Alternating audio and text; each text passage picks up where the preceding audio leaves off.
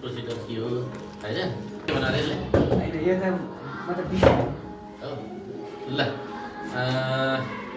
सबैजना नमस्कार। हाम्रो सरस्वती माध्यमिक विद्यालय चैनपुरको 89औं वार्षिक उत्सव समारोहमा आज तेस्रो दिन यो विज्ञान प्रदर्शनी कार्यक्रममा हाम्रो कक्षा 10मा अध्ययनरत भाइ अनिल कार्कीले यो एउटा डिसी फ्यान बनाएर ल्याएका छन्। यसको यो कसरी यसले कार्य गर्छ, यसको अपरेटिङ सिस्टम के हो लगायतका कसरी चाहिँ यसले फङ्सन गर्छ यी सम्बन्धमा म निर्माण गर्ने भाइलाई यो आफ्नो यो निर्माणका सामग्री कसरी सङ्कलन गर्यो होइन, अनि यसको आइडिया र यसको प्रोसेसिङका बारेमा बताइदिन म अनुरोध गर्दछु। नमस्कार, मेरो नाम अनिल कार्की।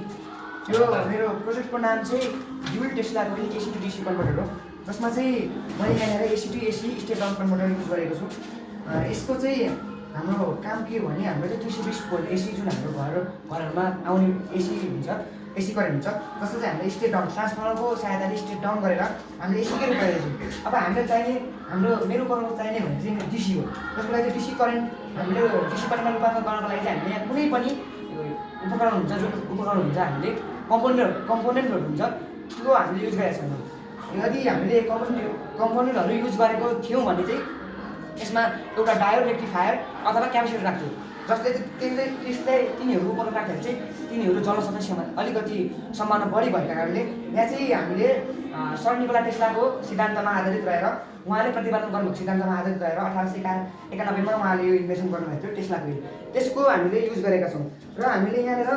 एसी करेन्टको जुन हाम्रो यो टर्मिनल छ, एउटा टर्मिनलमा त्यहाँ चाहिँ हामीले सर्ट सर्किट नहोस् अथवा हामीलाई चाहिने भन्दा बढी भोल्टेज प्राप्त आएमा हामीले चाहिँ यहाँनिर सानो एउटा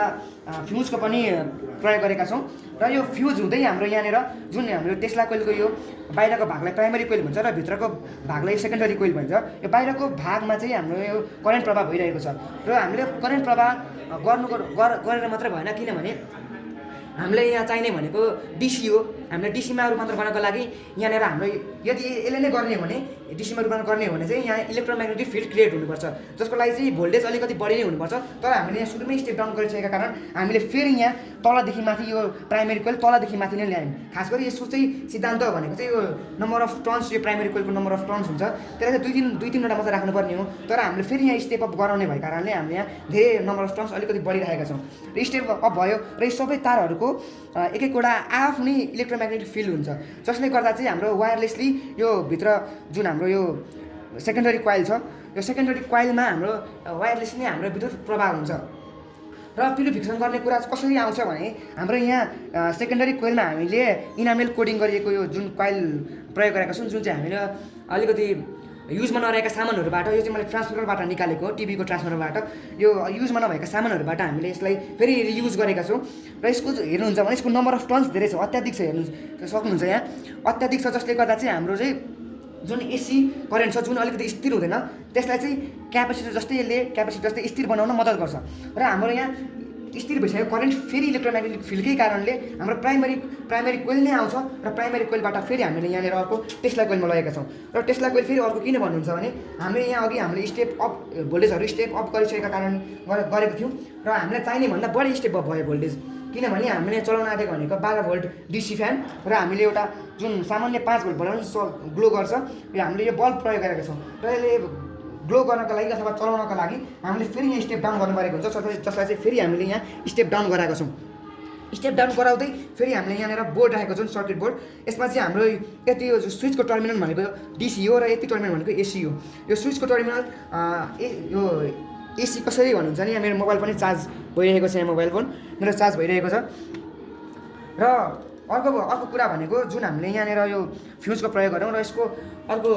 धेरै फाइदा भनेको चाहिँ जुन हाम्रो घरमा प्रयोग गरिने उपकरणहरू हुन्छ, जसमा चाहिँ हामीले क्यापेसिटर प्रयोग नगरिकन हामीले कुनै पनि उपकरण चलाउन सकिँदैन। जस्तो कि हामीले मानौँ एउटा फ्यानमा क्यापेसिटर भएन भने त्यो फ्यान होइन कि जस्तो पनि हुन्छ,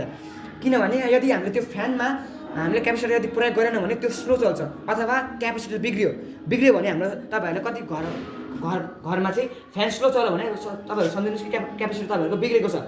अनि अर्को विशेष कुरा भनेको चाहिँ के हो भने यसले चाहिँ हाम्रो कुनै पनि उपकरणहरू जल्नबाट रोक्छ। कसरी रोक्छ? किनभने हाम्रो प्रत्येक उपकरणमा क्यापेसिटरको प्रयोग गरिएको हुन्छ। यदि क्यापेसिटरमा दुईटा टर्मिनल हुन्छ, एउटा प्लस टर्मिनल अर्को माइनस टर्मिनल, प्लस टर्मिनल भनेको चाहिँ जुन ब्ल्याक साइड हुन्छ त्यसलाई प्लस टर्मिनल भन्छ र अर्को व्हाइट साइड भएको चाहिँ माइनस टर्मिनल हुन्छ र त्यसमा चाहिँ हाम्रो जति त्यो टर्मिनलहरू उल्टो भयो भने यदि कस्तो भन्नुहुन्छ भने प्लस टर्मिनल चाहिँ माइनस टर्मिनलमा माइनस टर्मिनल प्लस टर्मिनल भयो भने त्यो हामीले विद्युत प्रभाव गरेको केही सेकेन्डमा नै त्यो क्यापेसिटर पड्किने समस्या हुन्छ जसले चाहिँ हाम्रो उपकरणहरू जल्ने बिग्रिने समस्या देखिन्छ त्यसलाई पनि हामीले मध्यनजर गर्दै यो कोइलहरूबाट हामीले मोडिफाई गरेर हामीले बनाएका यसमा चाहिँ हाम्रो जल्ने समस्या एकदमै न्यून हुन्छ किनभने हाम्रो यहाँ हामीले जुन फ्युजको प्रयोग गरेको छौँ यो सबै हाम्रो जति पनि यहाँ हामीले कम्पोनेन्टहरू युज गरेको छौँ ती सबै रियुजका कम्पोनेन्ट हुन् र जब हामीले यहाँबाट प्युरिफिकेसन भइसकेर आइसकेको हामीले डिसीलाई हामीले प्रत्येक तारको माध्यमबाट हाम्रो उपकरणसम्म पुर्याएका छौँ र हाम्रो यहाँ दुईवटा स्विच छ जुन यो यहाँको यो देब्रे साइडको स्विच भन्नुहुन्छ भने यसको चाहिँ बल्बको स्विच हो र यो जुन सर्किट बोर्डको स्विच छ त्यो चाहिँ हाम्रो डिसी फ्यानको स्विच हो र अर्को कुरा के हुन्छ भने हामीले यहाँ एउटा भोल्टेज इन्डिकेटर पनि लगाइदिएको छौँ हामीले यहाँ सो हुन्छ कि हामीले कति भोल्टेज यहाँबाट प्राप्त भइरहेको छ हाम्रो यहाँ अहिले हाम्रो दुईवटा बल्ब ग्लो गरिरहेको छ यहाँ हाम्रो रेड र ग्रिन बल्ब ग्लो गरिरहेछ यहाँ रेड बल्ब ग्लो गर्नुको अर्थात् कुरा के हो भने हाम्रो लो भोल्टेज तर यो रेड बल्बमा त यहाँ ग्लो गरेको थियो हामीले लो भोल्टेज प्राप्त भइरहेछ भनेर थाहा हुन्थ्यो तर यहाँ ग्रिन पनि ग्लो गरेको कारण हामीलाई मिडियम भोल्टेज प्राप्त भइरहेछ भन्ने थाहा हुन्छ र अर्को यहाँ अर्को बल्ब पनि छ जुन चाहिँ येलो ग्लो गर्छ यदि त्यो ग्लो गर्यो भने चाहिँ हामीलाई हाई भोल्टेज प्राप्त भइरहेको छ भनिन्छ तर यसमा यो ग्लो गर्दैमा डराउनु पर्ने समस्या केही छैन किनभने हामीले भित्र स्टेप डाउन कन्भर्टरको युज गरेका छौँ यो स्टेप डाउन कन्भर्टरको युज गरेर अझै यदि यहाँबाट भोल्टेज बाइपास भइहाल्यो भने पनि हाम्रो यहाँनिर फ्युजले आफै अटो कट गरिदिने भोल्टेज आफै अटो कट गरिदिन्छ र यसलाई तपाईँलाई यहाँ हामीले युज गर्दा देखाउँछ सर्वप्रथम यो बल्ब हामीले ग्लो गऱ्यौँ र त्यसपछि यदि हामीले अब यहाँ हेर्न सक्नुहुन्छ यहाँ हाम्रो डिसी फ्यान पनि घुमौँ यदि यहाँनिर हामीले चाहिने भन्दा कम अथवा बढी भोल्टेज आएको थियो भने यहाँ हाम्रो फ्युजले आफै अटो कट गरिदिन्थ्यो र यो हाम्रो डिसी फ्यान हाम्रो घुम्दैन थियो र यसको सबैभन्दा अर्को ठुलो फाइदा भनेको यसलाई चाहिँ हामीले डायोडको रूपमा पनि प्रयोग गर्छौँ डायोडको काम भनेको के हुन्छ भने एउटै दिशामा मात्र विद्युत परिवहन गर्नका लागि हामीले डायोडको युज गर्छौँ जुन चाहिँ हाम्रो मोबाइल चार्जरहरूमा तपाईँले देख्दा हुन्छ जुन सानो कम्पोनेन्ट जुन कालो कम्पोनेन्ट दुईवटा खुट्टा गरेको हुन्छ त्यो कम्पोनेन्ट युज गर्छौँ किनकि यदि हामीले हामीले राति मोबाइल चार्जमा लायौँ हाम्रो मोबाइलको चार्ज फुल भइसक्यो यदि लाइन गयो र त्यो मोबाइलमा इन्डिकेटर छ अथवा एउटा बल्ब छ भने त्यो डायोड थिएन भने त्यो बल्ब हाम्रै त्यो मोबाइलमा भएको भोल्टेज अथवा करेन्टले त्यहाँ त्यो बल्ब ग्लो गर्थ्यो तर हामीसँग त्यो डायोड भएका कारणले त्यहाँ उल्टो दिशामा विद्युत परिवहन हुन सक्दैन हो यहाँ पनि त्यस्तै सिद्धान्तलाई प्रतिपादन गरेर यहाँनिर चाहिँ हामीले प्रयोग गरेका छौँ कसरी भन्नुहुन्छ भने यदि मानव हावा आयो हावा आएर हाम्रो यो प्रोपेलर घुमेपछि हाम्रो मोटर पनि घुम्छ र मोटर घुमेपछि हाम्रो म्याग्नेटिक फिल्ड क्रिएट भएर हाम्रो चाहिँ यहाँबाट विद्युत उत्पन्न हुन्छ जुन चाहिँ अहिलेको सिद्धान्त नै हामीले विद्युत निकाल्ने अहिले हामीले नेपालमा प्रयोग गरिरहेको र यो यदि यहाँबाट आयो र यो टेस्ला कोइलबाट पनि यहाँ बाइपास भयो भने यहाँनिर सुरुको टेस्ला कोइलले यसलाई अटो कट गरिदिन्छ किन भन्नुहुन्छ भने यसमा सेकेन्डरी कोइल छ यसमा सेकेन्डरी कोइल छैन यसमा सेकेन्डरी कोइल भनेर यहाँ इलेक्ट्रोम्याग्नेटिक फिल्ड क्रिएट हुन सक्दैन किनभने इलेक्ट्रोम्याग्नेटिक फिल्ड क्रिएट हुन अलिकति हाई फ्रिक्वेन्सी भोल्टेज चाहिन्छ र त्यस कारण हाम्रो उल्टा दिशामा विद्युत परिवहन हुन सक्ने हाम्रो अलिकति समस्या यहाँ देखिँदैन धन्यवाद।